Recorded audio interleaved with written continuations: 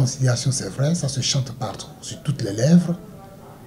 Mais aujourd'hui, je pense que nous pouvons nous targuer la joie, la fierté, la générosité, bien sûr, si le mot n'est pas fort, d'être vraiment un peu satisfait, mais pas trop.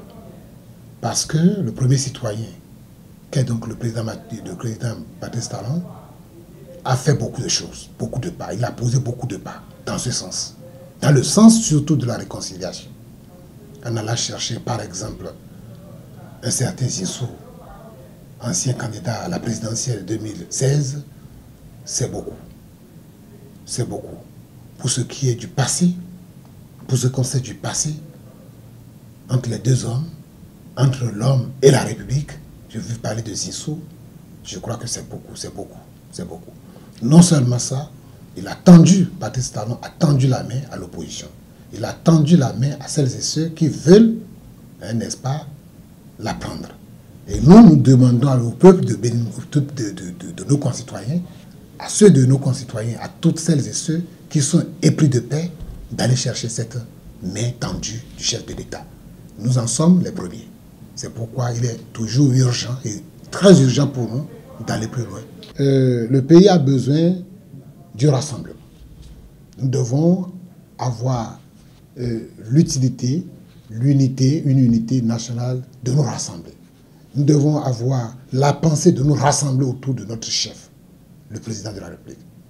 Et ce n'est pas Lucien et ses ouailles qui le feront seuls. Non, il faut l'unité nationale, il faut une unité, une cohésion. L'opposition, la mouvance, le centre, et les conservateurs, parce qu'aujourd'hui nous allons commencer par connaître des conservateurs dans le pays.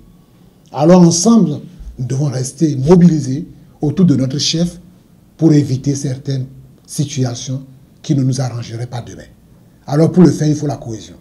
Et la cohésion s'annonce à travers la réconciliation de nos frères isolés avec le président de la République, de nos frères et sœurs qui sont gardés en prison pour des questions X ou Y, pour que demain, nous puissions nous lever comme un seul homme et devant nous, le chef de guerre. Un chef de guerre qui gagne sur tous les fronts. Front économique, front social, front culturel et front surtout politique.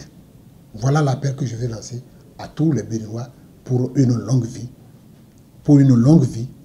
de nos autorités, une longue vie de celles et ceux qui pensent que la paix et la réconciliation sont vraiment indispensables pour notre vie. Je vous remercie.